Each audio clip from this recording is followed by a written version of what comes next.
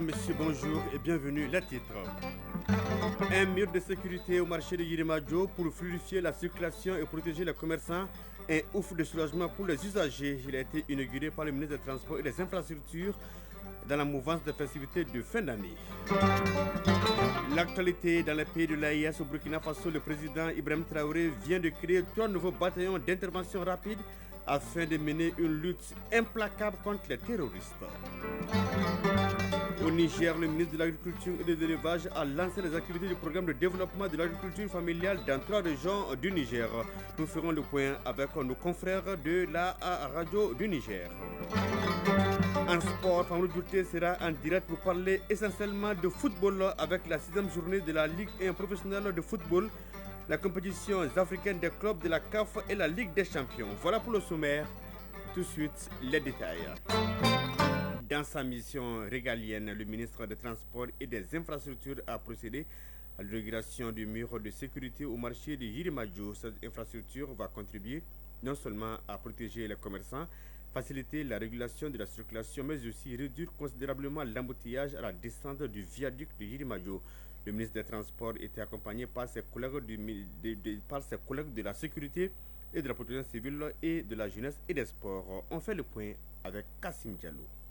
Dans le souci de sécuriser les usagers et leurs biens, le ministre des Transports et des Infrastructures, accompagné de ses collègues de la sécurité et de la protection civile et celui de la jeunesse et des sports, a procédé à l'inauguration du mur de sécurité qui sépare la voie route nationale numéro 6 et le marché de Yirimadio dans la commune 6 du district de Bamako. La réalisation de l'infrastructure a coûté 30 millions de francs CFA. Dambélé Madina Sissoko, ministre des Transports et des Infrastructures. On a procédé à des sensibilisations. Malheureusement, les sensibilisations ne nous ont pas donné des résultats escomptés.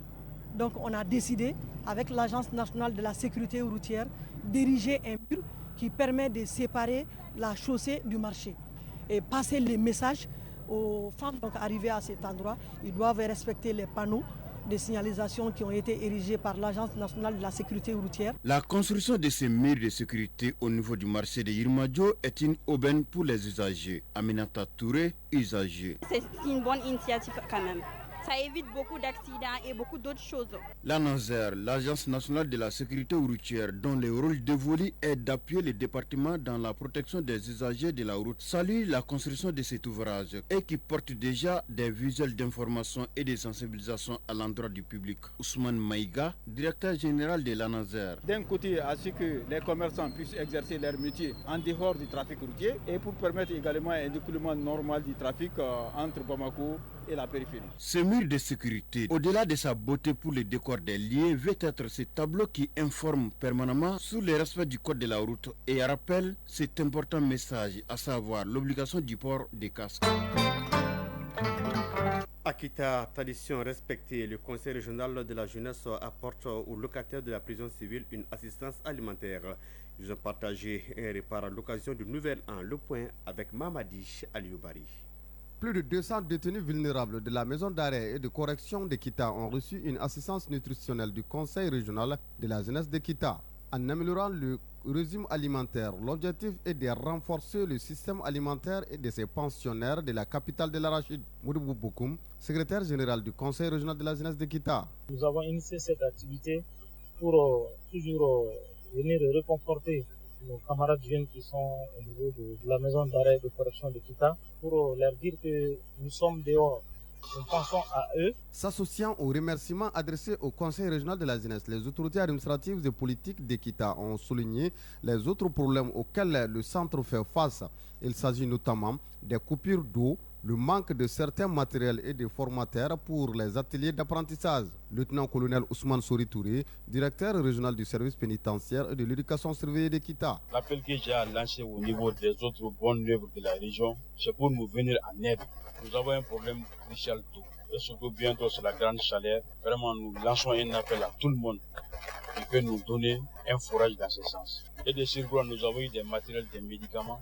Nous demandons aussi la construction incessante d'un seul bloc uniquement pour nous servir d'infirmiers. Mohamedou Hamamaïga, conseiller au gouvernorat de Kita. C'est vraiment un geste de solidarité et d'humanisme. Et ça va leur permettre de savoir que non seulement la prison n'est pas une fin en soi, Mais les parents, les frères, les amis qui sont dehors, vraiment pensent à eux. Cette assistance du Conseil régional de la jeunesse de Kita à l'endroit des pensionnaires de la maison d'arrêt et de correction de Kita est à sa 5e édition. Kita, Mohamed Aloubari Nuhun Kamara, Mohamed Fabrice Kamo pour l'ORTM. Plus de 45 millions de francs CFA, c'est la valeur d'un lot de matériel et équipements sanitaires remis au centre de santé de référence de Gao. Ces matériels seront répartis en 3 centres de santé communautaires du cercle de Gao. Cette remise de matériel s'inscrit dans le cadre du projet Décentralisation et bonne gouvernance au Mali, Padre 3 de la ZZ. Le lot est composé entre autres de 60 lits d'hospitalisation, autant de matelas, 5 otoscopes et 50 tensiomètres. On fait le point avec Rakia Touré. Cet appui en matériel et équipements sanitaires constitue l'axe 5 du projet Décentralisation et bonne gouvernance Padre 3. Le lot d'équipements financé par la BMZ avec un montant d'une valeur de plus de 45 millions de francs CFA est destiné aux CESCOM de Wabaria et Bagoundje dans la commune rurale de Gunzurei et Château dans la commune urbaine de Gao. Faisal Ismaël, coordinateur Padre 3 GIZ. Ces équipements et matériels sont constitués de 60 lits d'hospitalisation d'une place, 6 tables de pansement avec chariot, 2 tables de consultation gynécologique hydraulique, 60 matelas d'une place, 50 tensiomètres manuels, 70 thermomètres électroniques, 2 balances pèse-personnes, 2 pèse bébé, 8 tables d'accouchement, 11 tables pour nouveau-nés, 6 boîtes d'épisiotomie, 6 boîtes d'accouchement, 5 otoscopes, un agitateur, 2 microscopes optiques, un hémoglobinomètre et une boîte de pansement. À ceci s'ajoutent des assises, des armoires, des bancs, 6 ordinateurs portables et accessoires. Cette contribution vise à améliorer les conditions sanitaires des populations déplacées internes et autres vulnérables à travers le renforcement des services sociaux de base. Yeya Seydou Diko, médecin-chef du centre de santé de référence de Gao. Il n'y a pas de santé sans la mère et l'enfant. Cette composante a été bien prise en compte dans tout ce lot que vous venez d'observer. Mes vifs remerciements aux plus hautes autorités qui ont bien voulu en tout cas mettre le pays sur une direction où les besoins avec les partenaires sont identifiés jusqu'au niveau opérationnel. Benina Munkuro, préfet du cercle de Gao. Je profite de la circonstance pour rassurer que bon usage en sera fait de votre geste et que personnellement j'y veillerai à ce que les groupes cibles puissent bénéficier des impacts positifs. Une délégation de la Direction générale des collectivités territoriales a pris part à la cérémonie de remise. Gao, Rakia Touré, Alassane Ahmadou pour l'ORTM.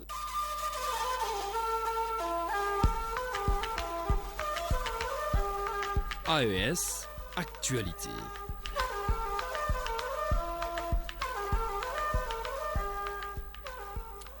Le président du Faso, le capitaine Ibrahim Traoré, avait promis la création d'au moins 5 nouveaux bataillons d'intervention rapide au cours de l'année 2025 pour reconquérir la totalité du territoire national. 3 nouveaux bataillons d'intervention rapide créés dans le pays. Ces unités seront stationnées à Diapaga, Ougarou et Arbinda au Sahel selon un décret présidentiel.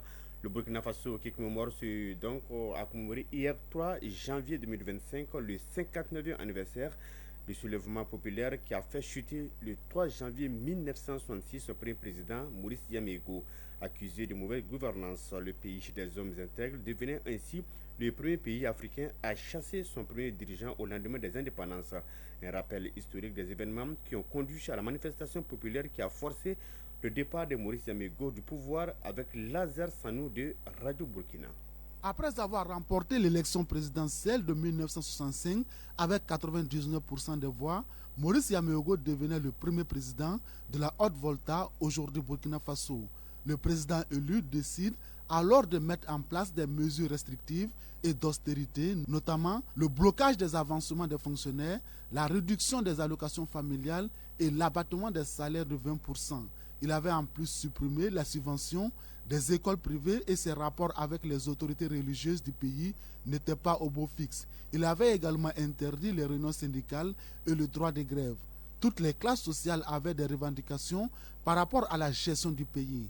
Face aux mesures d'austérité prises par le chef de l'État et une gestion du pouvoir de plus en plus critiquée par une certaine opinion, les syndicats se sont révoltés et ont décidé de se faire entendre. L'objectif était de dénoncer le plan d'austérité du président Maurice Yamego. Ainsi, le 31 décembre 1965, alors qu'il était en Côte d'Ivoire, l'intersyndicale organise un meeting à la Bourse du Travail où cette coalition des syndicats appelle à la grève générale pour le 3 janvier 1966. Afin d'apaiser la situation, il est demandé aux autorités religieuses d'intervenir. Celles-ci refusent, fragilisant davantage le président Maurice Yameogo. Avec la chefferie traditionnelle, les religieux vont même apporter leur soutien au mouvement d'humeur. Le 3 janvier 1966, au petit matin, débute la manifestation. Près de 50 000 personnes sont sorties, dont de nombreux fonctionnaires qui appellent au retrait de l'abattement de 20% des salaires. La manifestation n'est pas violente. Les forces de défense auraient même pris fait et cause pour les manifestants. Afin de débloquer la situation, les meneurs appellent l'armée à prendre le pouvoir. Après des négociations, Maurice Yameogo annonce dans la soirée par la radio sa décision de remettre le pouvoir au lieutenant-colonel Aboubakar Sangoulé Lamizana. Le Burkina Faso devenait ainsi le premier pays africain à chasser son premier président au lendemain des indépendances. Le ministre de l'Agriculture et de l'Élevage, colonel Mahman El Hadj Ousmane, a présidé à Agadez la cérémonie de lancement des activités du programme de développement de l'agriculture familiale dans les régions de Maradi, Tawa, Zender et Dosso. C'était en présence des autorités de la région d'Agadez et de notre reporter Diallo Abdel-Jalil de la radio du Niger. Le programme Grande Irrigation traduit l'engagement du président du Conseil national pour la sauvegarde de la patrie, chef de l'État. Le général de brigade Abdraman Tiani a relevé les défis de la souveraineté alimentaire au Niger. La joie et la reconnaissance des populations de Tigre-8 et ses environs ont été exprimées par l'administrateur délégué de la commune rurale d'Ingal, après lequel est intervenu le vice-président du Conseil national de la jeunesse, pour lui aussi exprimer celle de la jeunesse nigérienne placée au centre de la révolution agricole amorcée à travers le programme Grande Irrigation. Pour le compte de la région d'Agadez, les travaux consisteront à la réhabilitation des périmètres irrigués publics de Tigre-8 1 et 2 et l'aménagement de Tigre-8 3. La jeunesse d'Agadez, si vous voulez dorénavant vivre dignement dans votre pays, le Niger, vous devez absolument vous engager dans ce combat, répondant à l'orientation stratégique contenue dans le livre vision du président du Conseil national pour la sauvegarde de la patrie, chef de l'État, qui aspire à notre indépendance véritable pour un Niger prospère. Ces travaux concerneront également d'autres nouveaux aménagements ayant fait l'objet des études techniques par la Direction générale du génie rural. La cérémonie s'est poursuivie par la présentation par les techniciens des travaux à réaliser et du planning de leur exécution, suivi de celle du matériel de l'Office national des aménagements hydro-agricoles ONAHA.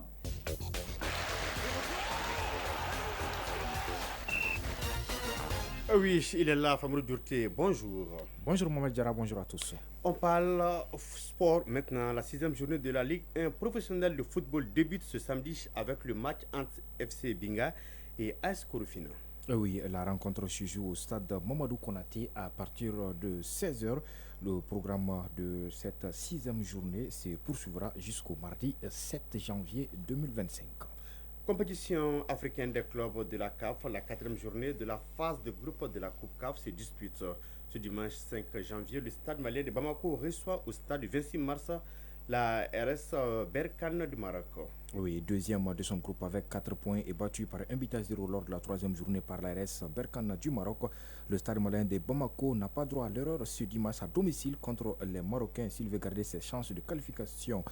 L'autre rencontre du groupe mettra aux prises Stellenbosch d'Afrique du Sud et Sende Lunda Soul d'Angola.